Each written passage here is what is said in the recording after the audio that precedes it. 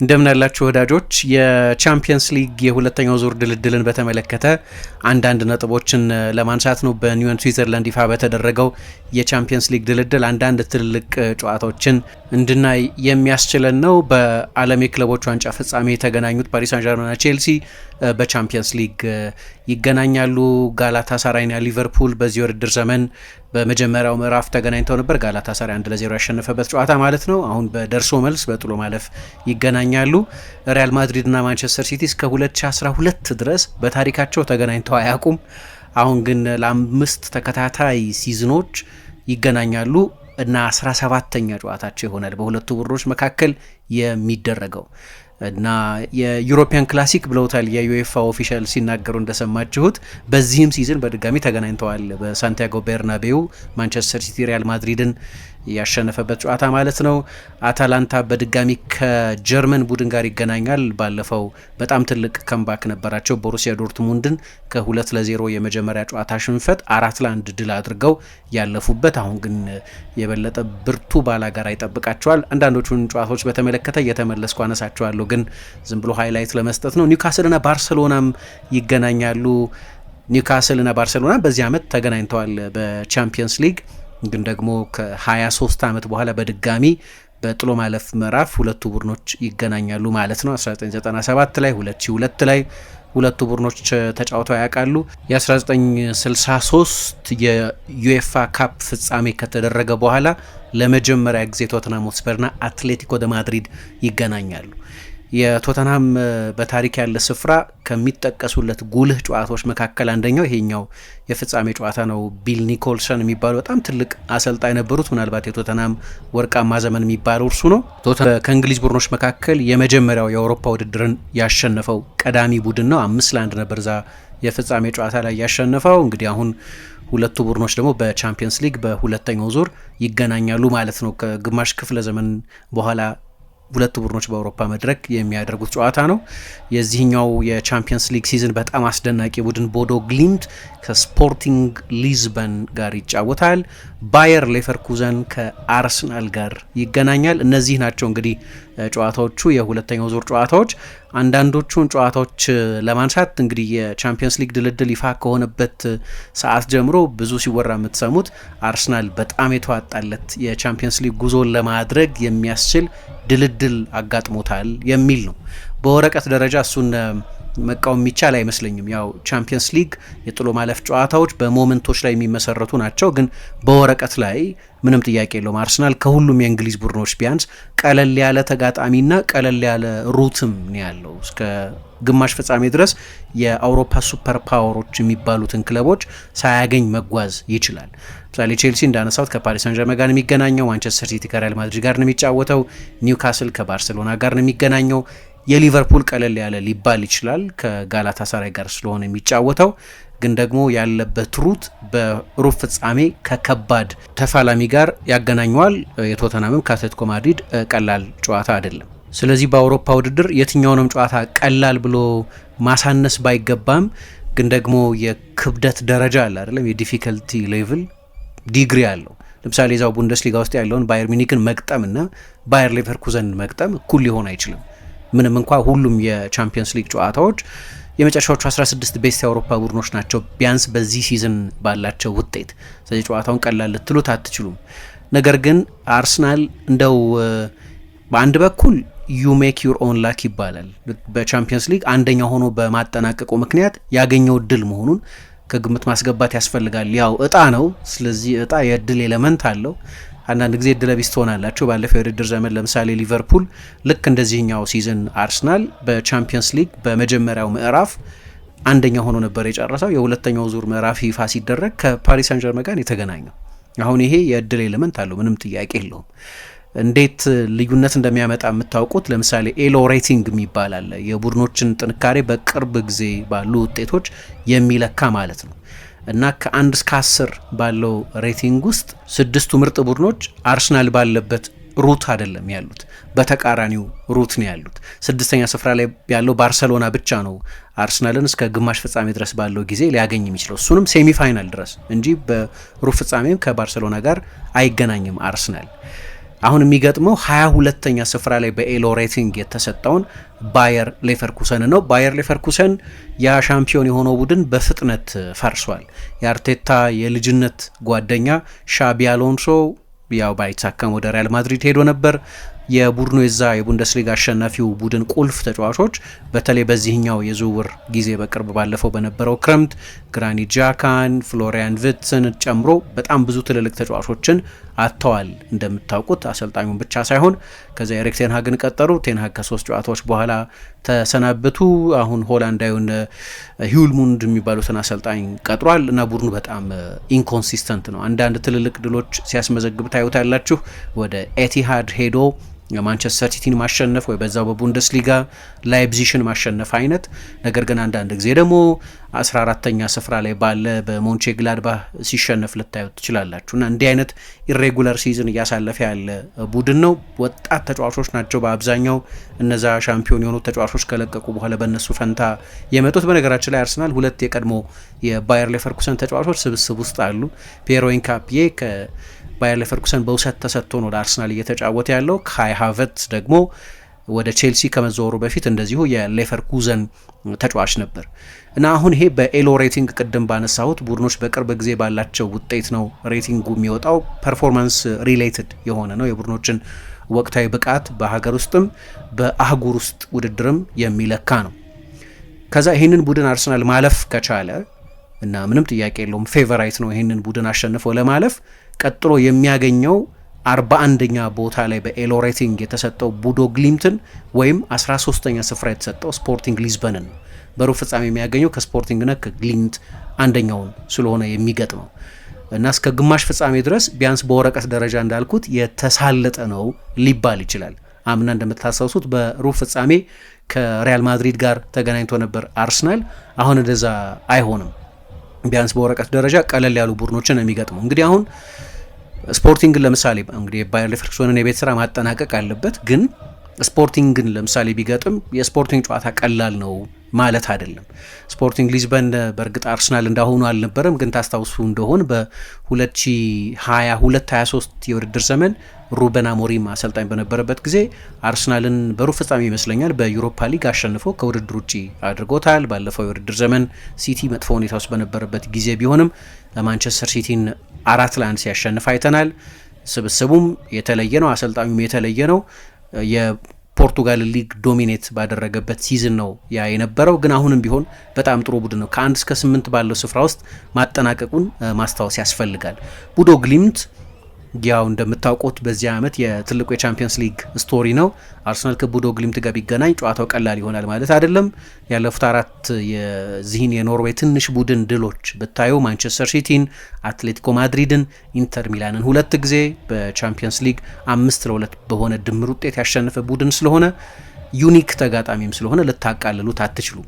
ግን በወረቀት ደረጃ እስካልን ድረስ ግን በወረቀት ደረጃ ለአርሰናል ይሄ ጎልደን ፓዝ ቢሉት በጣም ጥሩ መንገድ ያለው ይመስላል እና ማስተዋል የሚገባው አርሰናል ከ2002 በኋላ ለመጀመሪያ ጊዜ ነው ባየር ሌቨርኩዘንን የሚያገኘው። ያኔ ባየር ሌቨርኩዘን ክላውስ ቶፕ ሞለር የሚባሉ አሰልጣኝ የነበሩት ጊዜ ማለት ነው። የቻምፒየንስ ሊግ ፍጻሜ የደረሰውና በግላስኮ ከተማ በዛ ዚዳን ያስቆጠረው አስደናቂ ጎል የተሸነፈው ሚሼል ባላክ፣ ዚሮቤርቶ፣ ይልድሪም ባሽቱርክ፣ ክርስቲያን ራሜሎ፣ በርንድ ሽናይደር አይነት ዲሚታር ቤርባቶቭ የነበሩበት ቡድን ማለት ነው። ያንን ቡድን አርሰናል ያኔ በሃይብሪ 4-1 አሸንፎ ነበር። በባይ አሬና 1-1 ነበር የተለያዩት። ከዚያ በኋላ ሁለቱ ቡድኖች በፉክክር ጨዋታ አልተገናኙም። በቅርብ ጊዜ በኤምሬትስ ካፕ ተገናኝተው ነበር። የቅድመ ውድድር ዘመን የዝግጅት ጨዋታ ነው። አርሰናል 4-1 ያሸነፈው ጨዋታ ማለት ነው። ስለዚህ ከረጅም ጊዜ በኋላ ነው ይህንን የጀርመን ቡድን ሲያገኝ። እንዳልኩት ሌቨርኩሰን ወጥ ቡድን አይደለም። አንዳንድ ትልልቅ ድሎች አሉት በአውሮፓም በቡንደስሊጋም። ግን በሀገር ውስጥ ውድድር ደግሞ በማይጠበቁ ቡድኖች ይሸነፋል። በኦክስቦርግ፣ በኡኒዮን በርሊን ከሜዳው ውጪም በሜዳውም ሲሸነፍ አይተናል። ግን ይሄ ብዙ ወጣት ተጫዋቾች ያሉት ቡድን ያለውን የሚጠበቅ ኢንኮንሲስተንሲ የሚያሳይ ነው። ጥሩ ጥሩ ተጫዋቾች አሏቸው። አሌክስ ግሪማልዶ ቆይቷል። ብዙ ተጫዋቾች ቢለቁም ጀረሚ ፍሪምፖንግ ለምሳሌ በሌላኛው የዊንግ ባክ ቦታ ላይ የሚጫወተው ተጫዋች ቡድን ውስጥ አለ። የጎል እድሎች በመፍጠር አሁንም ከቡንደስሊጋ ክሬቲቭ ተጫዋቾች መካከል አንደኛው ነው። ፓትሪክ ሺክ ደግሞ በጣም ጥሩ ጎል አስቆጣሪ ተጫዋች ነው። እንደ ኤርነስት ፖኩ አይነት ከሆላንድ የመጣ የቀድሞ የአዚያ አልከማር ተጫዋች አለ። በ10 ቁጥር ቦታ በጣም እየተሻሻለ ያለ ተጫዋች ነው። ኤድሞንድ ታፕሶባ ልምድ ያለው የመሀል ተከላካይ ነው። ማርክ ፍሌክን በብሬንፎርድ የምታውቁት ግብ ጠባቂ የባየር ሌቨርኩሰን ግብ ጠባቂ ነው። ጥንካሬ የለው ማለት አይቻልም የካስፐር ሂልሙንድን ቡድን ግን በወረቀት ደረጃ ነው እያልኩ ያለሁት። ቡድኑ ከአርሰናል ጋር በጥራት የሚወዳደር አይደለም። ስለዚህ ሁኔታዎች ሁሉ ለአርቴታ ቡድን የተመቹ ይመስላል። ሌላኛው እንግዲህ የፓሪስ ሳን ጀርመንና የቼልሲ ጨዋታ ነው። ይሄ እንዳነሳሁት የዓለም የክለቦች ዋንጫ ፍጻሜ ጨዋታ ድጋሚ ነው። ብሉኮ የቼልሲ ባለቤት ከሆነበት ከሮማን አብራሞቪች ዘመን በኋላ የቼልሲ ቤስት ፐርፎርማንስ የታየበት ነው። በኒው ጀርዚ የተደረገ የፍጻሜ ጨዋታ ነበር። ከጨዋታው ፊት የነበረው ሁሉም ግምት ፓሪስ ሳን ጀርማ የአውሮፓ ሻምፒዮን ሆኖ ስለሆነ ያንን ጨዋታ ያደረገው ሪያል ማድሪድን 4-0 አሸንፏል። በዚያ ውድድር ላይ ባየር ሚኒክን 2-0 አሸንፏል።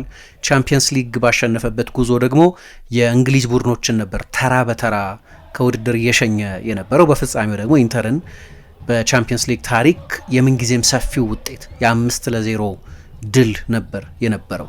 ስለዚህ ባህሪያዊ ነው አይደለም ፓሪስ ሳን ጀርማ ያንን ጨዋታ ያሸንፋል ተብሎ መገመቱ። ግን የኤንዞ ማሬስካ ፋይነስት አወር ምርጡ ጊዜ የነበረበት ጨዋታ ነው። ፍጹም አስደናቂ ታክቲክ ነበር። በትራንዚሽን ነው የተጫወተው፣ ግን በጣም የተዋጣለት ትራንዚሽን ነው። ሉዊስ ኤንሪኬ የፓሪስ ሳን ጀርማ አሰልጣኝ ከሆነ በኋላ እንደዚህ የተፈተነበት እንደዚህ የተቸገረበት ሌላ ጨዋታ ላይኖር ይችላል። አሁን እንግዲህ ከወራት በኋላ በቻምፒየንስ ሊግ ይገናኛሉ። ሉዊስ ኤንሪኬ በቀል ትፈልጋላችሁ ተብሎ ተጠይቆ አይ በጣም ኢንትረስቲንግ ጨዋታ ነው፣ ነገር ግን ምንም ሴንስ ኦፍ ሪቬንጅ የለንም፣ የበቀል ፍላጎት የለንም። ምክንያቱም ይሄ ሌላ ውድድር ነው። ያኛው የዓለም የክለቦች ዋንጫ ነው፣ ይሄኛው ቻምፒየንስ ሊግ ነው። ማንንም ብናገኝ ባርሴሎናን ወይ ቼልሲን ነበር ሊያገኝ ይችል የነበረው ፒኤስዤ። ሁለቱም ብርቱ ተፋላሚዎች ናቸው። ለምደነዋል ግን እንደዚህ አይነት ተጋጣሚዎችን ማግኘት። ደግሞ ብዙ ጊዜ ከእንግሊዝ ቡድኖች ጋር ተጫውቶ የለ አምና ከማንቸስተር ሲቲ ጋር፣ ከአስቶን ቪላ ጋር፣ ከአርሰናል ጋር፣ ከሊቨርፑል ጋር ተገናኝቷል። በዓለም የክለቦች ዋንጫ ደግሞ ከቼልሲ ጋር ተገናኝቷል። እኛ የአውሮፓ ሻምፒዮን ነን።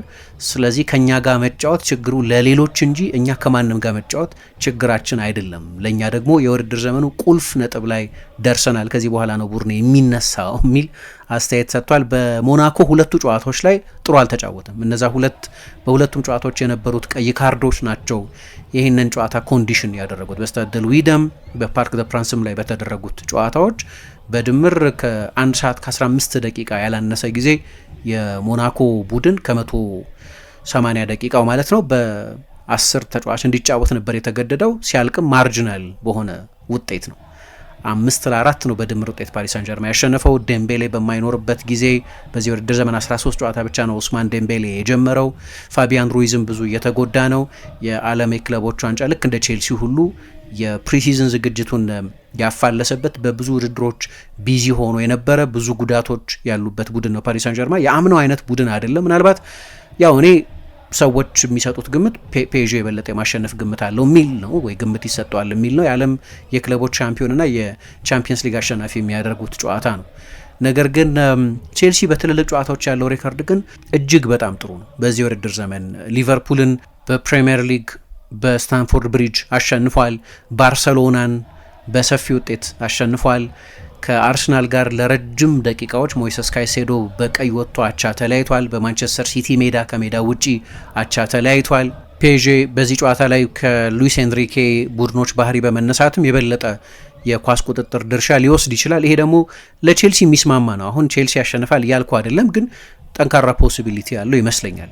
በዚህ ውድድር ዘመን ከ60% በታች የኳስ ቁጥጥር በያዘባቸው ጨዋታዎች ወይም የቦል ሞኖፖሊ በሌለባቸው ጨዋታዎች ያለው ውጤት በጣም ጥሩ ነው። የመሮጫ ክፍት ቦታ በሚገኝባቸው ጨዋታዎች የበለጠ ትራንዚሽናል በሚሆኑባቸው ጊዜያት ቡድኑ የበለጠ ይሳካለታል እና እንዲያውም በዚህ ውድድር ዘመን የበለጠ የሚቸገረው በሎ ብሎክ ቡድኖች ነው። በትልልቅ ጨዋታዎች ስል የተጋጣሚ ቡድኖች የጨዋታ ስልት ለቼልሲ ተጨማሪ ክፍት ቦታዎች የሚተው በመሆኑ ምክንያት እነዚህም ቡድኖች የመጉዳት አቅም አለ። ቡድኑ ስፒድ ያለው ነው፣ ወጣት ተጫዋቾች ያሉበት ነው እና እንዲያውም የበለጠ በቅርብ ጊዜ ነጥብ የሚጥልባቸውን የሎ ብሎክ ቡድኖች ሲገጥም ነው የበለጠ ቡድኑ የሚቸገረው። ስለዚህ ይሄም አንድ ለቼልሲ ደጋፊዎች ተስፋ የሚሰጥ ይመስለኛል። በጠቅላላው ቡድኑ የትልልቅ ጨዋታዎቹ ሬከርድም በጣም የሚያመረቃ ነው። ክላሲክ የቼልሲና የፔዤ ጨዋታዎችን እናስታውሳለን። በጆዜ ሞሪኞ የአሰልጣኝነት ዘመን ሎሮን ብሎ የፔዤ አሰልጣኝ በነበረበት ጊዜ አንድ ጊዜ ቼልሲ ያሸነፈበት፣ ሌላ ጊዜ ፓሪስ ሳን ጀርማ ያሸነፈበት ጨዋታ ማለት ነው። በአንደኛው ሲዝን እዛው ፓሪስ ላይ ፔዤ 3-1 አሸንፎ ነበር። በመልሱ ጨዋታ ግን የሞሪኞ ቡድን 2-0 አሸንፎ ነበር እና እንደውም አንድ ጆናታን ዊልሰን የጻፈው ስለ ጆዜ ሞሪኞ የጻፈው አንድ በጣም አሪፍ አርቲክል አለ። እዛ ላይ ስለ ሁሉም የጌም ሲቹዌሽን ለምሳሌ ቡድኔ 1-0 ሲመራ እንዴት ነው መጫወት ያለበት፣ 1-0 ቢመራ እንዴት ነው መጫወት ያለበት፣ የመጨረሻው 10 ደቂቃ ላይ 1-0 እየመራን እንዴት ነው የምናጠቃው ምናምን የሚል በጣም ዝርዝር የጨዋታ ፕላን ነበራቸው። እስከ መጨረሻው 10 ደቂቃ ድረስ 1-0 ይመሩ ነበር። በመጨረሻው 10 ደቂቃ ውስጥ ነው ካልተሳሳትኩ ዴምባባ ጎል አስቆጥሮ በድምር 3-3 ነበር። ግን ያኔ ከሜዳ ውጪ ጎል ማስቆጠር ዋጋ ስለነበረው ፓሪስ ላይ ያስቆጠሩት አንድ ጎል ወደ ቀጣዩ ዙር እንዲያልፉ አድርጓቸው ነበር። ሌላ ጊዜ ደግሞ ፓሪስ ሳን ጀርማ አሸንፎ በተለይ በብሪጅ በተደረገው ጨዋታ እነ ቺያጎ ሲልቫ ተከላካዮች ጎሎች አስቆጥረው እንዳለፉ አስታውሳለሁ። ስለዚህ ይሄ በተለይ በቅርብ ጊዜ ሁለቱ ቡድኖች ተገናኝተው ስላየን የዛ ጨዋታ አይነት ባህሪ ይኖረዋል አይኖረውም የሚለውን ለማየት በጣም ኢንትረስቲንግ ጨዋታ ይመስለኛል። ቅድም ስለ ትልቅ ጨዋታ ፕላን ሳነሳ ያ ጨዋታ በቀደም በኛ የመልሶ ማጥቃት ፕላን ነው የነበረው። አንደኛ አሰልጣኝ ኤንዞ ማሬስካ ነበር እንግዲህ ያኔ አሰልጣኝ የነበረው። እሱ ብዙ ጊዜ የአፔንዳውን ፉልባክ አልወድም ይላል።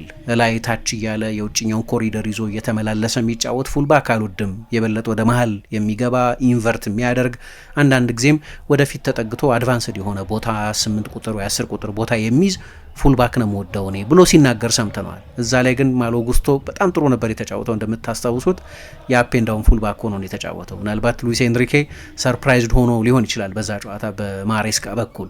ፓልመር 2 አስደናቂ ጎሎች አስቆጥሯል። የዦአው ፔድሮ ሆልድ አፕ አጫዋት ጥሩ ነበር። የቼልሲ ተከላካይ መስመር በጣም የተዋጣለት እንደነበር አስታውሳለሁ። ፔድሮ ኔቶም በፍጻሜው ጨዋታ ላይ በጣም እግሩም ነበር። ለነገሩ የቼልሲ ኮሌክቲቭ ፐርፎርማንስ አስደናቂ ነበር። ሊያም ሮሲኝም ፓሪስ ሳን ጀርማን ያውቃል። የስትራስቡርግ አሰልጣኝ ነበር። እንዲያውም ባለፈው የውድድር ዘመን የስትራስቡርግ አሰልጣኝ ሆኖ የሉዊስ ኤንሪኬ ፓሪስ ሳን ጀርማን አሸንፏል 2-1። በእርግጥ ያ ጨዋታ ራሱ ማብራሪያ ያስፈልገዋል። ምክንያቱም ፔዤ ከአርሰናል ጋር ከመጫወቱ በፊት ብዙ ተጫዋቾች አሳርፈው ነው ከስትራስቡርግ ጋር የተጫወተው። ግን በዚህ ውድድር ዘመንም ቢሆን ፔዤ 2-1 መሰለኝ ያሸነፈው። ያንን ጨዋታ ስትራስቡርግ ነበር ያሸነፈው። በዚህ ሲዝንም ግን ወደ ቼልሲ ከመምጣቱ በፊት ተገናኝተው እንዲያውም ቲየሪ ሄንሪ ሲያነሳለት አስታውሳለሁ የሉዊስ ኤንሪኬን ቡድን እጅግ ፈትኖ ነበር ብሎ። ቼልሲ ደግሞ የበለጠ የተሻለ ሪሶርስ አለው። ግን ፓሪስ ሳን ጀርማ የወቅቱ የአውሮፓ ሻምፒዮኑ በጣም ትልቅ አሰልጣኝ ያለው ነው። ዴምቤሌ ፊት ከሆነ ፋቢያን ሩይዝ ፊት ከሆነ ስብስቡ ምንም ጥያቄ የለው ምርጥ ስብስብ ነው። አሁን ባለፈው የውድድር ዘመን ከነበረው የፓሪስ ሳን ጀርማ አዘውትሮ ከሚጀምረው 11 የተለየው አንደኛው ተጫዋች ጂያን ሉዊጂ ዶናሩማ ነው። የስታይል ጥያቄ ነው፣ የደሞዝ ጥያቄ ነው። የለቀቀበት ሁኔታ ብዙ ግራ የሚያጋባ ነበር። ግን የሱ መልቀቅና አስተማማኝ ቁጥር 1 ግብ ጠባቂ ከዛ በኋላ ፔዤ አለማግኘቱ ከኋላ እንዳይረጋጋ ያደረገው ይመስላል። ምክንያቱም አሁን በማትቬ ሳፋኖቭ እና በሉካ ሻቫሊዬ መካከል ሁለቱን ግብ ጠባቂዎች እያፈራረቀ ነው ሉዊስ ኤንሪኬ የሚጠቀመው። ግን ዴምቤሌ በተሟላ ፊትነስ ላይ የሚገኝ ከሆነ የወቅቱ የባሎንዶር አሸናፊ ነው። አማካይ ክፍሉ በጣም ግሩም ነው። ሰሞኑን እንዲያውም ዋረን ዛይሬ ኤሜሪ በአስደናቂ ብቃት መጫወት ጀምሯል። አምና ከነበረው ኃላፊነትም የበለጠ ከፍ ያለ ኃላፊነት ተሰጥቶታል። ፋቢያን ሩይስ ፊት የሚሆን ከሆነ ከዦአው ኔቬስና ከቪቺኛ ጋር በጣም አስደናቂ የአማካይ ክፍል ነው። 2 ግሩም የመስመር ተከላካዮች አሉት፣ ኑኖ ሜንዴሽ እና አሽራፍ ሀኪሚ። ስለዚህ ፔዤ ከአውሮፓ ቤስት ቡድኖች መካከል አንደኛው ነው። ክቫራትስኬሊያ፣ ዱዌ፣ ባርኮላ አይነት ግሩም የማጥቃት ተጫዋቾችም አሉት። ፔዤን ሰዎች የበለጠ ፌቨራይት ነው ለዚህ ጨዋታ ቢሉ እንረዳለን። የወቅቱ የአውሮፓ ሻምፒዮን ነው። ከእንግሊዝ ቡድኖች ጋር ያለው ሬከርድ በጣም የተዋጣለት ነው፣ ቼልሲን በዓለም የክለቦች ዋንጫ ከገጠመበት ጨዋታ በስተቀር። ነገር ግን ቼልሲ ደግሞ የተለይ ደግሞ የትልልቅ ጨዋታዎች ስኬቱ ጨዋታው በጣም ባላንስድ ሊሆን እንደሚችል እንድትገምቱ ያግዛል። ትልቁ ጨዋታ ሌላኛው ማንቸስተር ሲቲና ሪያል ማድሪድ የሚያደርጉት ጨዋታ ነው። ቅድም እንዳነሳሁት ለ5ኛ ተከታታይ ሲዝን ነው የሚገናኙት። እኔ በመጠኑ ይሄ የሁለቱ ቡድኖች መርሃ ግብር እንደ ማሰልቸት ነገር ሆኖብኛል። ሪፒቲሽን አንዳንድ ጊዜ እንደዛ ነው የሚያደርገው አይደለም። ሁለቱን ማየት የምፈልገው በእኔ ምርጫ ቢሆን በቻምፒየንስ ሊግ ፍጻሜ ነው። በቻምፒየንስ ሊግ ፍጻሜ ነው ያልተገናኙት። አሁን በዚህ ውድድር ዘመን በመጀመሪያው ምዕራፍ ተገናኙ አይደለም። ድሮ ምድብ ይባላል፣ አሁን የስዊዝ ሊግ ነው። ስለዚህ የሊግ ፎርማት አለው። አምና የኖካውት ጨዋታ ላይ ነበር የተገናኙት ወደ ሁለተኛው ዙር ለማለፍ በነበረ የጥሎ ማለፍ ጨዋታ ላይ። ከዛ በፊት በነበረው የውድድር ዘመን ሩብ ፍጻሜ ላይ ነበር የተገናኙት። ከዛ በፊት በነበሩ ሁለት የውድድር ዘመናት በሩብ ፍጻሜና በግማሽ ፍጻሜ ተገናኝተዋል። ያላየናቸው በፍጻሜ ነው። ስለዚህ እነዚህም ቡድኖች ልክ እንደዚህ ከዚህ በፊት ባልተገናኙበት ደረጃ ቢገናኙ ደስ ይለኛል። ግን ለሁለቱም ቡድኖች በጣም አደገኛ ይመስለኛል በሁለተኛው ዙር ከቻምፒየንስ ሊግ ውድድር ውጪ መሆን። ለሪያል ማድሪድ እንደ ትልቅ ውድቀት መቆጠሩ አይቀርም። ማድሪድ በአብዛኛው ሲዝኑን የስኬት ነው ብሎ የሚለካው በቻምፒየንስ ሊግ በሚኖረው ውጤት ነው። አምና ሩብ ፍጻሜ ላይ ነው ጉዞ የተገታው። በዚህ ውድድር ዘመን በሁለተኛው ዙር ከውድድሩ የሚሰናበት ከሆነ ምንም ዋንጫ ላያሸንፍ የሚችልበት አደጋ አለ። እንደምታውቁት ከኮፓ ዴል ሬ ውጪ ነው። በላሊጋው አስተማማኝ ቡድን አይደለም። በእርግጥ በነጥብ በጣም ተቀራራቢ ናቸው ባርሴሎናም ሪያል ማድሪድም። ነገር ግን ባርሴሎና እየመራ ነው። ስለዚህ ከሁሉም ውድድሮች ውጪ ያለ ዋንጫ ሲዝኑን የማጠናቀቅ አደጋ አለበት። ባለፈው የውድድር ዘመንም ያለ ዋንጫ ነበር ሲዝኑን ያጠናቀቀው እና ማሰብ አስችሉም አይደለም ሪያል ማድሪድ ሁለት ተከታታይ ሲዝን ያለ ምንም ዋንጫ ሁለት ሲዝኖችን መጨረስ። ስለዚህ እንደዚህ አይነት በጣም አደገኛ የውድድር ዘመኑ ሊወስን የሚችል በጣም ትልቅ ጨዋታ ነው። ለማንቸስተር ሲቲም ቢሆን አምናም በጊዜ ነበር ከቻምፒየንስ ሊግ ውጭ የሆነው። ምናልባት በታሪካዊ የቻምፒየንስ ሊግ ትስስሩ የሪያል ማድሪድን ያህል በጣም ትልቅ ዋጋ ያለው ላይሆን ይችላል። ውድድሩ ትልቅ ነው፣ ምንም ጥያቄ የለውም። ግን ውድቀትና ስኬት የሚለካበት የመጨረሻው ላይሆን ይችላል። ለአራት ውድድር ነው እየተጓዘ ያለው። በፕሪሚየር ሊግ አሁን በደንብ ወደ ፉክክር ተመልሷል። ሊግ ካፕ ፍጻሜ ላይ ከአርሰናል ጋር ይጫወታል። ኤፍ ኤ ካፕ ውስጥም አሉበት። ሌሎች ዋንጫዎች ሊያሸንፉ የሚችሉበት እድል አላቸው፣ ምንም ጥያቄ የለውም። ነገር ግን በዚህ በውድድር ዘመኑ የመጀመሪያ የጥሎ ማለፍ ጨዋታ መረታት ግን የማይሆን መልእክት ነው ለሲቲም ቢሆን የሚያስተላልፈው። ግን ለእነዚህ ቡድኖች ደግሞ እርስ በርስ ከመገናኘታቸው ባሻገር ቀጣዩ ፈተና ቀጥለው የሚያገኟቸው ቡድኖች መጠን ነው። አሁን ቀጥለው የሚገናኙት ከባየር ሚኒክ ጋር ሊሆን ይችላል። ባየር ሚኒክ አታላንታን ያሸንፋል ብላችሁ ብትገምቱ ደግሞ ይመስላል። ከዶርትሙንድ በጣም የተሻለ ቡድን ነው። በአታላንታ ባለፈው ከገጠመው ቡድን በዚህ ዓመት የባየር ሚኒክን ያህል ብዙ ጎል ያስቆጠረ ቡድን የለም። በጨዋታ ከ3 በላይ ጎሎች በየጨዋታው የሚያስቆጥር ነው። እንዲሁም አንድ ፕሮግራም ሰርተን ነበር የፉትቦል ካፌ ዝግጅታችን ላይ ስለ ባየር ሚኒክ ታሪካዊ የውድድር ዘመን እያሳለፈ ስላለ የማጥቃት ኃይል ማለት ነው። ስለዚህ ማንቸስተር ሲቲ ወይ ሪያል ማድሪድ አንዳቸው ካለፉ በኋላ ቀጥለው የሚገናኙት ደግሞ ከባየር ሚኒክ ጋር ነው። ከዛ በግማሽ ፍጻሜው ደግሞ ከፔዤ፣ ከሊቨርፑል ወይ ከቼልሲ ጋር ይገናኛሉ ማለት ነው እና እንዲህ እያለ በጣም ብርቱ ፈተና ያለበት ነው። ቅድም ስለ ኤሎ ሬቲንግ ያነሳሁት ለዚህ ነው። የአርሰናልን ጉዳይ ሳነሳ በኤሎ ሬቲንግ ከ1 እስከ 10 ካስቀመጣቸው የአውሮፓ ቡድኖች መካከል 6ቱ ይሄ ማንቸስተር ሲቲ እና ሪያል ማድሪድ ባሉበት ረድፍ ያለ ነው እና ከባድ መሆኑ የማይቀር ነው። በተለይ ለማንቸስተር ሲቲ ደግሞ አሁን በሁሉም ውድድሮች ውስጥ አይደለ እየተናነቀ ያለው ከአርሰናል ጋር በሁሉም ውድድሮች ማለት ይቻላል። በእርግጥ በኤፍ ኤ ካፕ ሌሎችም ቡድኖች አሉበት። በፕሪሚየር ሊግና በሊግ ካፕ ሁለቱ ናቸው። በቻምፒየንስ ሊግም ሁለቱም ቡድኖች አሉበት። ለማን ካሌንደር ምን ማለት ነው፣ ለጨዋታዎቹ ምን ማለት ነው የሚለውም ግን መታየት ሳይኖርበት አይቀርም። ምክንያቱም ከማርች 7 በኋላ እንግዲህ ከ10 ቀን በኋላ ከሳምንት በኋላ ወደፊት ያለውን ጊዜ ካየን በጣም ውስብስብ የሆኑ በአጭር ጊዜ ትልልቅ ቡድኖችን የሚገጥምባቸው ጨዋታዎች በየ3 ቀናት ርቀት ያጋጥሙታል። ከኒውካስል ጋር በኤፍ ኤ ካፕ ከሜዳ ውጪ በሴንት ጄምስስ ፓርክ ይጫወታል። ከዛ ቀጥሎ ነው ከሜዳ ውጪ ፊዚካል ቡድን ነው ኒውካስል በተለይ በሜዳው እንደምታውቁት። ከዚያ በኋላ ነው ከሜዳ ውጪ ከሪያል ማድሪድ ጋር የቻምፒየንስ ሊግ ጨዋታ ለማድረግ የሚሄደው። ከዚያ በኋላ ነው እንደገና ከሜዳ ውጪ ከዌስትሃም ጋር ላለመውረድ የተሟሟተ ካለ ዌስትሃም ጋር የሚገናኘው። ከዚያ በኋላ ከሪያል ማድሪድ ጋር የመልሱን ጨዋታ ካደረገ በኋላ በሳምንቱ መጨረሻ ከአርሰናል ጋር የሊግ ካፕ ፋይናል ያደርጋል። ከዛ ቀጥሎ ከሜዳ ውጪ ከቼልሲ ጋር ይጫወታል። አሁን ሪያል ማድሪድን አሸንፎ አለፈ ካልን ከቼልሲ ጋር በፕሪሚየር ሊግ በስታንፎርድ ብሪጅ ከተጫወተ በኋላ እንደገና ከባየር ሚኒክ ጋር ሊገናኝ ይችላል። ይህንን አላወቅንም ገና ከባየር ሚኒክ ጋር መገናኘት አለመገናኘቱን። ሪያል ማድሪድን ማለፍ አለበት ግን ካለፈ በሚለው አሰምሽን ማለት ነው። ሚኒክን በሜዳው ነው የሚገጥመው መጀመሪያ። ከዚያ በኋላ ከአርሰናል ጋር በሜዳው እንደገና የፕሪሚየር ሊግ ጨዋታ ያደርግና በቻምፒየንስ ሊግ ደግሞ የባየርንን የመልስ ጨዋታ ያደርጋል ማለት ነው።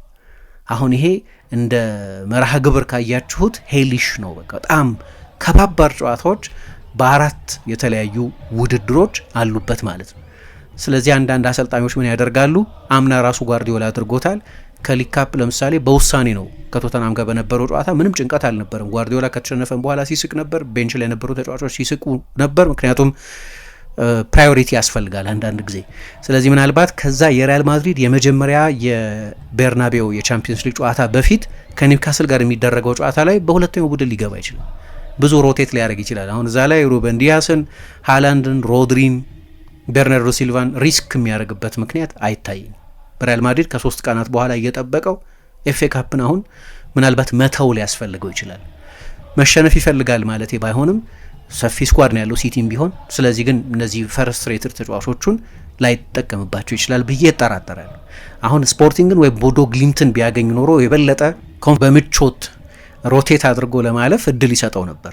በእርግጥ በእነዚህ ቡድኖች አምና በስፖርቲንግ ሊዝበን በዚህ ውድድር ዘመን በቦዶ ግሊምት መሸነፉ እንደተጠበቀ ሆኖ እነዚህ ቡድኖች በቃ ቀላል ቡድኖች ናቸው ማለትም ባይሆን፣ ነገር ግን መብረቅ አንድ ጊዜ ነው የሚመታው። ስለዚህ በድጋሚ ቦዶ ግሊምትን ወደ ቦዶ ሄዶ ቢገጥም ባለፈው አይነት ፐርፎርማንስም ውጤትም ይደገማል ማለት አይደለም። በጣም ሬር ነው እንደዚህ አይነት ሽንፈት ከስፖርቲንግ ጋር ቢሆን በድጋሚ ሲቲ ካምናው በጣም የተሻሻለ ቡድን መሆኑ እንደተጠበቀ ሆኖ ማለት ነው። ስለዚህ ሪያል ማድሪድን ማግኘቱ ብቻ ሳይሆን በቻምፒየንስ ሊግ አንደኛ ያለበት ረድፍ፣ ሁለተኛ ደግሞ ሪያል ማድሪድን ካሸነፈ በኋላም ሊገጥም የሚችለው ቡድን ማንነት፣ ግን ደግሞ በዛ ሰሞን ያሉት ሌሎች ውድድሮች ላይ የሚከናወኑት ጨዋታዎች በሊግ ካፕ ፍጻሜ ከአርሰናል ጋር፣ በፕሪሚየር ሊግም ከአርሰናል ጋር እንደገና በመሀል እንግዲህ ሪያል ማድሪድ ባየር ሚኒክ አሸንፎ ካለፈ በሚል ግምት ማለት ነው። ስለዚህ በጣም የውጥረት ጊዜ ስለሚሆን በሌሎች ውድድሮች ላይ ለምሳሌ የማንቸስተር ሲቲን የፕሪሚየር ሊግ ውጤት እንዴት ኮንዲሽን ያደርገዋል የሚለው በጣም ቁልፍ ሊሆን ይችላል። አስታውሳለሁ በ2023/24 የውድድር ዘመን አርሰናል በአንድ ጨዋታ ነው አይደለም ነጥብ ጣለና ሲቲ ሻምፒዮን ሆነ። ከቪላ ጋር ነበር አርሰናል የተሸነፈው። ያ የቪላ ጨዋታ በሁለቱ የባየር ሚኒክ ጨዋታዎች ጣልቃ የነበረ ነው። ስለዚህ የፊክስቸሩንም ሁኔታ ከግምት ማስገባት ያስፈልጋል። ግን ምንም ጥያቄ የለውም ይሄ ጨዋታ ጓርዲዮላ እንደገና የባርሳ ሰው ነው እንደምታውቁት። ስለዚህ ወደ ማድሪድ የሚመለስበት ሁለት የዓለም ቤስት 9 ቁጥሮች ሃላንድና ኤምባፔ የሚገናኙበት ነው። ኤምባፔ በ7 ጨዋታ 7 ጊዜ ሲቲ ላይ ጎል አስቆጥሯል። ኤርሊንግ ሃላንድ በ6 ጨዋታ 3 ጊዜ ሪያል ማድሪድ ላይ ጎል አስቆጥሯል። ደግሞ ስቶሪ አለ የሩዲገርና የእሱ ፍልሚያ፣ እሱም ራሱን የቻለ አንድ ታሪክ ነው። ለአልቫሮ አርቤሎ አሰልጣኝነትም ምናልባት በጣም ትልቁ ጨዋታ ይሄ ሊሆን ይችላል ከኤል ክላሲኮ በፊት የሚደረግ ጨዋታ በመሆኑ የተነሳ እና ምንም ጥያቄ የለውም በጣም ትልቅ ጨዋታ ነው። እንደኔ ምርጫ ከዚህ በፊት ባላየናቸው ስቴጅ ብናያቸው ደስ ይለኝ ነበር። በምድብ በሁለተኛው ዙር በሩብ ፍጻሜ በግማሽ ፍጻሜ ስላየኋቸው፣ ነገር ግን ተገናኝተዋል እና መቼም አይሰለችም። ራፋኤል ናዳል እና ሮጀር ፌዴረር ወይም ኖቫክ ጆኮቪች ሁሌ ቢገናኙ ወይ ቦሪስ ቤከር ከሌላ በዛ ዘመን ከነበረ ሱፐርስታር ጋር በእያንዳንዱ ግራንድ ስላም ቢገናኝ አይሰለችም። ጨዋታው በእያንዳንዱ ጨዋታ ምንድነው ብሎክ ባስተር ነው። ሁልጊዜ ትኩረት የሚስብ ከመሆን አይጎድልም ምንም ጊዜው ሲቀርብ። በተለይ ግን ሁለቱ በዚህ ጊዜ ባይገናኙ የሚመርጡ ይመስለኛል። ጓርዲዮላንም አርቤሎዋንም የማንቸስተር ሲቲ ሹማምንትንም ፍሎረንቲኖ ፔሬዝንም ብትጠይቋቸው አሁን በዚህ ጊዜ ማንቸስተር ሲቲን በዚህ ጊዜ ሪያል ማድሪድን እርስ በርሳቸው ባይገናኙ የሚመርጡ ይመስለኛል። ግን እጣው እንደዛ ነው። ስለዚህ በጣም ኢንትረስቲንግ ጨዋታ ይመስለኛል እና እንግዲህ ሁለቱ ቡድኖች አብረው በድጋሚ በሁለተኛው ዙር ይገናኛሉ ማለት ነው። ሊቨርፑል ደጋፊዎቹ ያሉበትን ረድፍ ብዙ ባይወዱትም ግን ከጋላታሳራይ ጋር ነው የተገናኙት። ይገባኛል ጋላታሳራይ በመጀመሪያው ዙር አሸንፏቸው ነበር፣ ግን ያኔ የነበረው የሊቨርፑል ሁኔታ እንደምታስታውሱት በጣም መጥፎ ወቅት ነበር። ከ12 ጨዋታዎች 9 ጨዋታ የተሸነፉበት ሰሞን ነው የነበረው። አሁን በእርግጥ ጋላታሳራይ ዩቬንቱስን አሸንፎ ነው ወደዚህ የመጣው፣ ግን በመልሱ ጨዋታ ቱሪን ላይ ያየነው ጋላታሳራይ በትልቅ ጨዋታዎች ላይ ቨልነረብል እንደሆነ የሚያሳይ ነው እና ያ የምድብ ጨዋታ ነው። አንደኛ የምድብ ጨዋታ በባህሪውም የተለየ ነው። የኖካውት ጨዋታና የ180 ደቂቃ ጨዋታ ባህሪ በጣም የተለየ ነው። ስለዚህ ለእኔ ሊቨርፑል በጣም ትልቅ እድል አሉ። ይገባኛል ጋላታሳራይ በጣም ጥሩ ተጫዋቾች አሉት። ቪክቶር ኦሲመን ጨዋታዎችን ማሸነፍ የሚችል ብዙ የመከላከል ድክመት ያለበትን የሊቨርፑል የተከላካይ መስመር ሊፈትን የሚችል ተጫዋች እንደሆነ አውቃለሁ። የፕሪሚየር ሊግ ልምድ ያላቸው ብዙ ተጫዋቾች አሉት። ሌሮይ ዛኔ፣ ኢልካይ ጉንዶዋን፣ ሉካስ ቶሬራ፣ ዳቪሰን ሳንቼዝ፣ ማሪዮ ሌሚና አይነት ተጫዋቾች እንደ ማውሮ ኢካርዲ አይነት ደግሞ ትልልቅ ተጫዋቾችን ቤንች ላይ ጭምር የሚያስቀምጥ ግሩም ስብስብ ነው። ግን ሊቨርፑል ፌቨራይት ይመስለኛል። በተለይ የኢስታንቡሉ ጨዋታ ውጤት ጥሩ ከሆነ የመልሱ ጨዋታ አንፊልድ ላይ ነው የሚደረገው። ከአውሮፓ ትልልቅ የአውሮፓ ውድድሮች ካቴድራሎች መካከል ነው አንፊልድ። ቪክቶር ኦሲመንን ሰምታችሁት እንደሆነ ከሲቢኤስ ጋር ዩቬንቱስን አሸንፈው ካለፉ በኋላ ቃለ ምልልስ ነበረውና ቶተናምን ወይ ሊቨርፑልን የምታገኙት ተብሎ ሲጠየቅ በእኔ ምርጫ ቢሆን ሊቨርፑልን ባናገኝ ደስ ይለኛል ብሏል። ግን ፍርሃቱን መጋፈጥ አለበት። አሁን ከሊቨርፑል ጋር ይገናኛል። ደግሞ የሊቨርፑል ሲዝን ምናልባት በዚህኛው ጨዋታ ሊወሰን ይችላል። በፕሪሚየር ሊግ በእርግጥ ለቶፕ ፎር በጣም ቅርብ ነው። በተለይ ባለፈው ሳምንት ከነበሩት ውጤቶችና ከሊቨርፑል ድራማዊ የጨዋታ ኖቲንገም ፎረስትን ያሸነፉበት ድል በኋላ ነገር ግን ዋንጫ የማሸነፍ ሪያሊስቲክ እድል ያላቸው አንድም በቻምፒየንስ ሊግ ነው። እንዲያውም እንደ ጄሚ ካራገር አይነቱ ተጫዋች የቀድሞ የሊቨርፑል ተጫዋች የሊቨርፑልን ሲዝን ዲፋይን የሚያደርግ ብሎታል ቻምፒየንስ ሊግን እና ሊቨርፑል ደግሞ በአርነ ስሎት አማካይነት ካሉት ቁጭቶች መካከል አንደኛው ባለፈው የውድድር ዘመን እንደዚህ አይነት በጣም ጥሩ ቡድን ይዘው አንደኛ በጣው እድለኛ አልነበሩም። ቶሎ ከፔዤ ጋር ተገናኙ፣ የወቅቱ የአውሮፓ በዛ ሲዝን የአውሮፓ ሻምፒዮን የሆነው ቡድን። ስለዚህ ከሁለተኛው ዙር በላይ መሄድ አልቻሉም። ይህ ትልቅ ቁጭት አለ። አንዳንድ የሊቨርፑል ደጋፊዎች እንዲያውም በቃ የፓሪስ ሳን ጀርማን ጨዋታ ባለፈው የውድድር ዘመን የነበረ ጨዋታ ነው፣ ብዙ ጊዜ ደጋግመው ስለሚያነሱት ማለት ነው ያንን ጨዋታ በዚህኛው ሲዝን በባለፈው የውድድር ዘመን በጊዜ በተቀጨ ጉዟቸው ምክንያትም የበለጠ ሰክሰስፉል መሆን የሚፈልጉ ይመስለኛል። ተጨማሪ ድራይቭ ያላቸው ይመስለኛል። ስለዚህ ይሄም በጣም ወሳኝ ጨዋታ ነው ለሊቨርፑል፣ ምንም ጥያቄ የለውም። ግን የጋላታ ሳራይ ሜዳ ላይ ያለውን ጨዋታ በደንብ ሃንድል ማድረግ አለባቸው። ምክንያቱም ባለፈው ከዩቬንቱስ ጋር በነበረው ጨዋታ እንዳየነው በእርግጥ ዩቬ ተጫዋች በቀይ ወጥቶበታል፣ ግን 5 ጎል የማስቆጠር ኬፓቢሊቲ አለው ነው።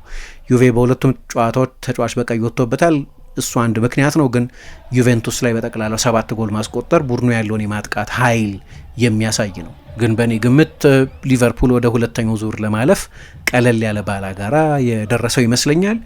ሌላኛው የፕሪሚየር ሊግ ቡድን ቶተናም ነው። ቶተናም ከአትሌቲኮ ማድሪድ ጋር ነው የሚገናኘው። የቶተንሃም የውድድር ዘመን አይ ቲንክ ቻምፒየንስ ሊግ አይመስለኝም አሁን ፕራዮሪቲው። ቻምፒየንስ ሊግ ላይ ምናልባት ቶማስ ፍራንክ በቶተንሃም ኃላፊነታቸው የሆነላቸው አንድ ነገር ቢኖር በቻምፒየንስ ሊግ ቡድናቸው የነበረው ውጤት ነው። ከአራተኛ ሆኖ ነው አይደለም የጨረሰው ቶተንሃም በፕሪሚየር ሊግ 16ኛ ነው። ከመጨረሻው የወራጅ ቀጠና ቡድን ከዌስትሃም በ4 ነጥብ ብቻ ነው የሚሻለው። ግን በቻምፒየንስ ሊግ ደግሞ አራተኛ ነው። እንደዚህ አይነት በተቃርኖ የተሞላ የውድድር ዘመን ነው እያሳለፈ ያለው። ታሪካዊ ምክንያት አለው ይሄ ጨዋታ። ቅድም እንዳነሳሁት ቶተንሃም ከእንግሊዝ ቡድኖች ታሪካዊ ከሚያደርጉት ምክንያቶች መካከል ይሄ የ1963ቱ የዩኤፋ ካፕ ፍጻሜ ነበር። የመጀመሪያ እንግሊዝ ቡድን ነው የአውሮፓ ውድድርን ፌርስ ካፕ ይሁን ካፕ ዊነርስ ካፕ ወይ ዩኤፋ ካፕ ወይ ዩሮፒያን ካፕ አሁን ቻምፒየንስ ሊግ የሚባለውን ዩኤፋ ካፕ አሁን ዩሮፓ ሊግ የሚባለውን ውድድር ያሸነፈ የመጀመሪያው ቡድን ነው።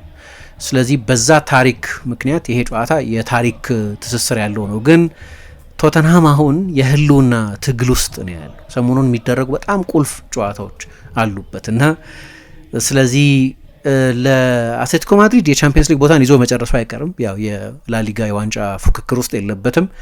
ከዛ አንጻር ቶተንሃም ምናልባት ፕሪሚየር ሊጉ ላይ የበለጠ ማተኮር ስለሚኖርበት አትሌቲኮ ማድሪድ የበለጠ እድል ይኖረዋል። ደግሞ ጉዳቱ የሚያስደነግጥ እኮ ነው። አሁንም በቀደም ከአርሰናል ጋር በነበረው ጨዋታ ከጨዋታው በፊት አሰልጣኝ ኢጎር ቱዶር አዲሱ አሰልጣኝ ሲናገር እንደሰማ ነው 13 ጨዋታዎችን ብቻ ይዞ ነው ልምምድ ሲሰራ የነበረው። በዚህኛው ሳምንት ከሚደረገውም ጨዋታ በፊት ተጠይቆ ነበር ስለነ ዴያን ኩሉሶቭስኪ መቼ እንደሚመለሱ አላቅም የሚል አስተያየት ሰጥቷል። ለነገሩ ቢመለሱም እነዚህ ተጫዋቾች ለአትሌቲኮ ማድሪድ ጨዋታ የሚደርሱ አይመስለኝም። ምክንያቱም ከረጅም ጊዜ ጉዳት ነው የተመለሱት።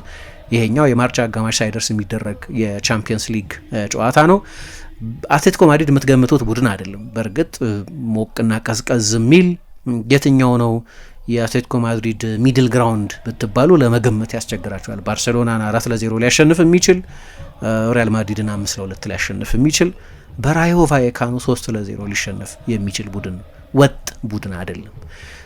ስለዚህ ይሄም ጨዋታውን የበለጠ እንዳይተነበይ ያደርገው ይሆናል። ግን ምንም ጥያቄ የለውም አትሌቲኮ ማድሪድ እዚህ ጨዋታ ላይ በእኔ ግምት ፌቨራይት ይመስለኛል። ኒውካስል እና ባርሴሎናም በዚህ ውድድር ዘመን እንደምታሳውሱት ተገናኝተው ነበረ ቻምፒየንስ ሊግ የመጀመሪያው ዙር ማርከስ ራሽፎርድ 2 በጣም አስደናቂ ጎሎችን አስቆጥሮ 2-1 ያሸነፉበት ነው። ግን ባርሰሎና የሚቸገር ከሆነ በኒውካስል አይነት ቡድን የበለጠ የሚቸገር አይመስላችሁም? ትራንዚሽን የማቆም ችግር አለበት። ሁለተኛ ሯጮችን የመቋቋም ችግር አለበት።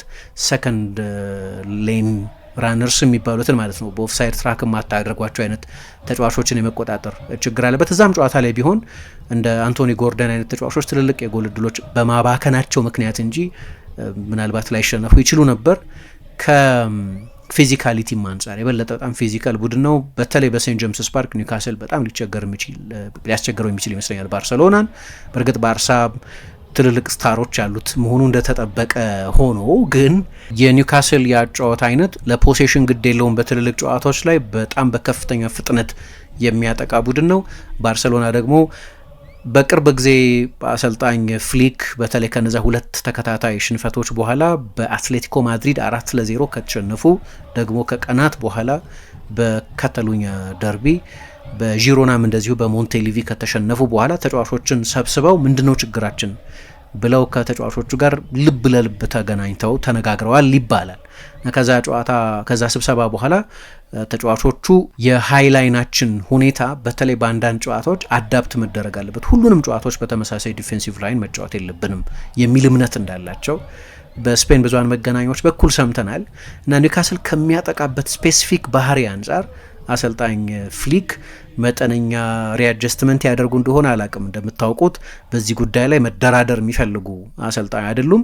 ግን ወጥ ቡድን አይደለም ባርሴሎናም ቢሆን እንደምታውቁት በዚህ ውድድር ዘመን በፒኤስጂ ተሸንፏል፣ በቼልሲ ተሸንፏል። በእርግጥ የሮናልድ አራውሆ በቀይ መውጣት ለሽንፈታቸው ትልቅ ድርሻ ነበረው። ግን እኔ ኒውካስልነቱን ብቻ ሳይሆን ኒውካስል የሚያጠቃበት መንገድ ከባርሰሎና ሃይላይን ጋር ሲታይ በተለይ ፕሬሲንግ የተዋጣለት ካልሆነ በተለይ ራፊኛ ከሌለ ደግሞ ፔድሪም ያው በእርግጥ ከጉዳት ተመልሷል። አሁን እሱ ሳይኖር ሲቀር ደግሞ ብሩኖ የኮንትሮል ችግር አለበት። ደግሞ የሰማነው የፍራንኪ ዲዮንግን አሁን መጎዳት ነው። ለ6 ሳምንት አይኖርም። በሁለቱም የኒውካስል ጨዋታዎች በካምፕ ናው በሴንት ጄምስስ ፓርክም አይኖርም ማለት ነው። በእርግጥ በኒውካስል በኩልም የማይኖሩ አንዳንድ ጠቃሚ ተጫዋቾች አሉ። ፋቢያን ሻር፣ ቲኖ ሊቭራሜንቶ፣ ብሩኖ ጊማራይሽ አይነቶቹ ተጫዋቾችም አይኖሩም። ስለዚህ ብሩኖ በጣም ትልቅ ተጫዋች ነው። ሊቭራሜንቶም ሻርም ሁለቱም ጀማሪ ተጫዋቾች ናቸው። ስለዚህ በስታይል አንጻር በተለይ እንደ አንቶኒ ላንጋ ወይም አንቶኒ ጎርደን፣ ጃኮብ መርፊ አይነት በጣም ፈጣን ተጫዋቾች ኤክስፖዝ ሊያደርጉት የሚችሉት ሃይላይን ያለው እና አሰልጣኙ እንዴት አዳፕት ያደርጋሉ የሚለውን ለማየት የሚያጓጓ ይመስለኛል። አታላንታ ከባየር ሚኒክ የሚያደርጉት ጨዋታ ቅድም መግቢያ ላይ እንዳነሳሁት አታላንታ ሌላ የቡንደስሊጋ ቡድንን ግን በጥራት በብዙ የተሻለ የቡንደስሊጋ ቡድንን የሚያሸንፍ ነው። በዚህ ሲዝን ከቻምፒየንስ ሊግ ፌቨራይቶች ቅድሚያ ተገማቾች መካከል አንደኛው ነው የቬንሶን ኮምፓኒ ቡድን። በተለይ የማጥቃት ኃይሉ በጣም የሚገርም ነው። አታላንታ ቀላል ቡድን አይደለም። በቀደም በመልሱ ጨዋታም እንዳየነው በጣም በጥሩ አሰልጣኝ የሚሰለጥን ነው ራፋኤል ፓላዲኖ። ከቡንደስሊጋ ቡድን ጋር በቅርብ ጊዜ መጫወት ኤክስፒሪየንስ አላቸው። ግን ግምት ይሰጥ ቢባል ምንም ብዙ ማቅማማት የሚኖር አይመስለኝም። የበለጠ ለባቫሪያው ቡድን ግምት ቢሰጥ እና አንደኛው ነጥብ እሱ ነው። ጀማል ሙሲያላ ከጉዳት ተመልሷል። ሃሪኬን 43 ጎሎች አስቆጥሯል። በማይክል ኦሊሴ በኩል ሌላ የተዋጣለት የውድድር ዘመን ነው ተጫዋቹ እያሳለፈ ያለው። ሉዊስ ዲያዝ ግሩም ፈራሚ ነው። ሌናርት ካል አዲስ እየመጣ ያለ ሱፐር ስታር ነው። ሌሎችም ግሩም ተጫዋቾች አሉት። ባየር ሚኒክ የሚያጠቃበትን መንገድ ብዙ ሪስክ የሚወስድ ነው እና ብዙ ጎሎች ያስቆጥራል። በቻምፒየንስ ሊግም ከአርሰናል ቀጥሎ ብዙ ጎል ያስቆጠረ ቡድን። አይ ቲንክ ሚኒክም ወደ ቻምፒየንስ ሊግ አሸናፊነት መመለስ በጥብቅ የሚፈልግበት ጊዜ ነው። የባለፈው የውድድር ዘመን ምናልባት የቪንሰንት ኮምፓኒ የሚተችበት አንድ ነገር የቻምፒየንስ ሊግ ሬከርዱ ነው። ቡንደስሊጋውን አሸንፏል እንደምታውቁት። ስለዚህ በዚህ የውድድር ዘመን የቡንደስሊጋ ፉክክር ከሞላ ጎደል የለም። በዚህኛው ሳምንት ደር ክላሲከርን ካሸነፈ የነጥብ ልዩነቱ 11 ይሆናል።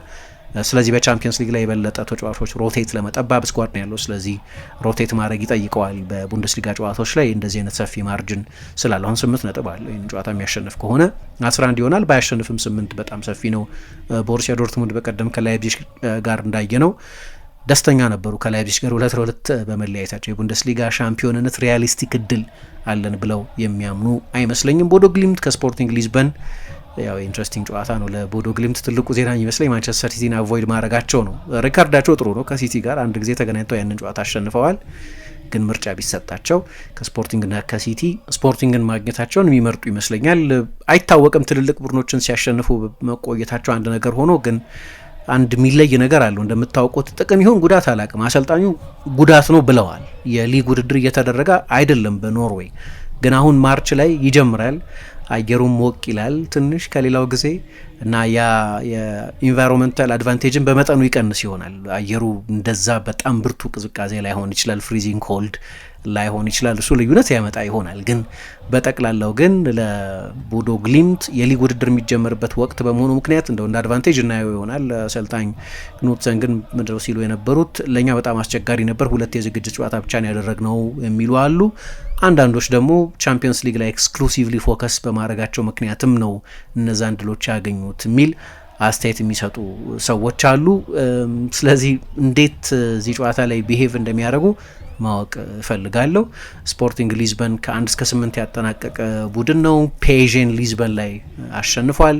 በጣም ጥሩ ቡድን መሆኑን መገንዘብ ያስፈልጋል። አሁንም ለፖርቱጋል ሊግ ሻምፒዮንነት ከፖርቶ ጋር እየተፎካከረ ያለ ቡድን ነው። ብዙ ተጫዋቾችን በቅርብ ጊዜ ቢያጣም አሰልጣኝ አሞሪምን ቢያጣም ግን ጥሩ ቡድን በመሆኑ ቀጥሏል። የእናንተ ግምት ምንድን ነው? የትኛው ቡድን ያሸንፋል? ስለ ቻምፒየንስ ሊግ ስለ ጠቅላላው ውድድር አሸናፊነትስ የበለጠ ግምት የምትሰጡት ለማን ነው? ለምን እንደዛ ገመታችሁ? ይህንን ኮሜንት ላይ ብታሰፍሩት ደስ ይለኛል። አመሰግናለሁ። ቻው